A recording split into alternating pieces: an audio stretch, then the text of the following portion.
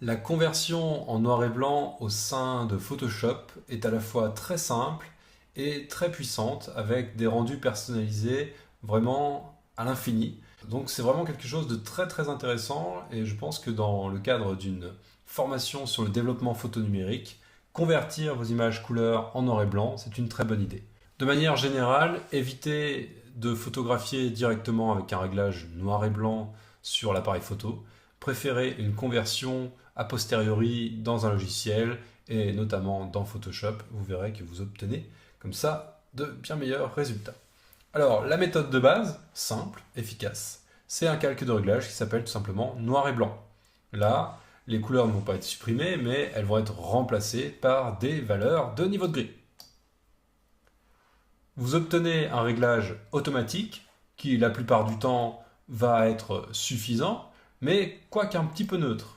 C'est-à-dire qu'on va conserver l'équilibre des valeurs d'origine, on ne va pas avoir de modification de contraste. Par exemple, le ciel ne va pas devenir plus clair, ici le premier plan ne va pas devenir plus foncé, et ainsi de suite. L'avantage avec ce filtre noir et blanc, c'est qu'on peut aller bien plus loin.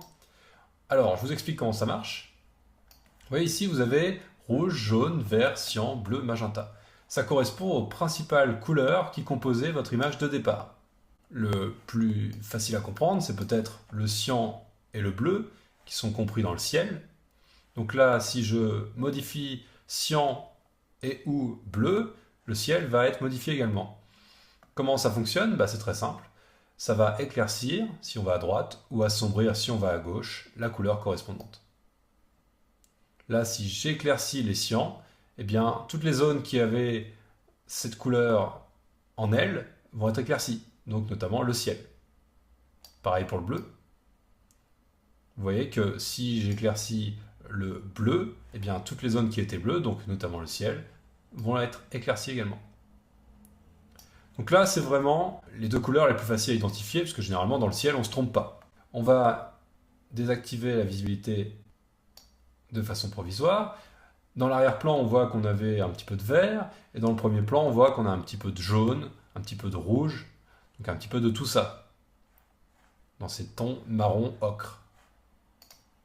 Donc, si je joue sur le rouge et que je l'assombris, je vais bel et bien assombrir tout le premier plan. Et vice-versa. Le jaune. Voilà. Donc, vous voyez un petit peu le contrôle que ça peut offrir. L'avantage, si j'annule tout ça, hop, donc là je reviens en réglage neutre de départ, c'est que je peux utiliser encore une fois ce petit réglage qui va me permettre de cliquer directement dans l'image pour assombrir ou éclaircir localement.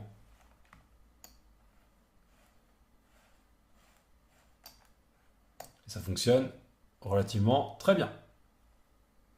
Bien. Donc ça, c'est sympa.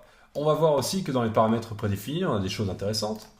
On a filtre bleu, filtre rouge, et ainsi de suite. Alors ça veut tout simplement dire que les tons bleus vont être accentués, vont être rendus plus lumineux. Donc filtre bleu, là on voit bien ce que ça fait. Ça augmente ce que je viens de faire en fait, mais ça le fait automatiquement. Après vous avez un filtre bleu contraste élevé, ça va être pareil, mais plus fort. Donc les valeurs bleues sont poussées à nouveau, les valeurs qui ne sont pas du bleu sont réduites, et donc vous avez un contraste fort qui est créé entre les zones qui étaient bleues et les zones qui ne l'étaient pas. Donc ça fonctionne assez bien visuellement. Vous pouvez tester comme ça les différents filtres. Le filtre rouge va faire le contraire, tout simplement. Donc là, vous avez une inversion dans les valeurs. Ce n'est plus l'arrière-plan qui est éclairci et le premier plan assombri, mais le contraire. Et donc ça donne un rendu tout à fait différent et une lecture de l'image tout à fait différente.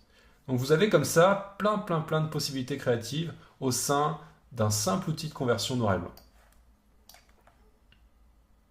Donc testez les différents réglages ici, et puis n'hésitez pas à utiliser aussi le petit potard ici pour venir régler manuellement, ou alors à analyser l'image de départ pour ensuite venir appliquer les réglages ici vous-même. Alors attention, sur une image telle que celle-ci par exemple, où les couleurs de départ sont presque absentes, on n'a que du gris pratiquement, avec un petit peu de vert peut-être, un petit peu de rouge, de jaune dans le tronc, mais c'est très neutre. Eh bien la conversion noir et blanc, elle est tout à fait possible. Mais il va être beaucoup plus difficile d'appliquer des filtres spécifiques. Oui, ça fonctionne pas non plus de façon folle, quoi. Ça va agir surtout sur la pelouse, puisque c'est le seul endroit, entre guillemets, où on a de la couleur.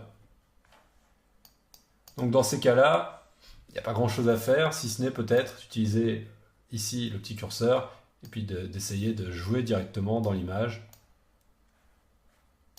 Et encore, oui, c'est limite. Donc là, ce que je vous conseillerais peut-être, dans une image comme celle-ci, ce serait d'appliquer un réglage neutre, d'affiner un peu ce qui peut l'être, notamment la pelouse, vous voyez, on peut récupérer comme ça du contraste, et puis éventuellement de terminer le travail avec d'autres réglages, par exemple les niveaux. Donc plus il y a de couleurs au départ, plus la conversion noir et blanc va être aisée et contrôlable. Donc là, c'est le contre-exemple. Dernier exemple avec un portrait, et là vous allez mieux comprendre le principe des filtres. Je vais reprendre ici noir et blanc, et on va voir ce dont j'ai parlé tout à l'heure, le filtre bleu et le filtre rouge. Typiquement, le filtre bleu, ça va être pour éclaircir un ciel dans un paysage, par exemple. Le filtre rouge, ça va être plus pour éclaircir la peau dans un portrait. Si vous mettez un filtre bleu sur une image telle que celle-ci, eh bien, ça va mettre en avant des détails qui ne sont pas forcément adaptés. On va le voir tout de suite. Si je mets un filtre bleu sur cette image, tout ce que ça fait, c'est révéler les petits reflets dans les lunettes. Donc pas terrible. Ça révèle la fumée, puisque c'est les tons froids qui passent devant la peau. Et si j'exagère en mettant un filtre bleu contraste élevé, là vous allez voir que ça va être catastrophique.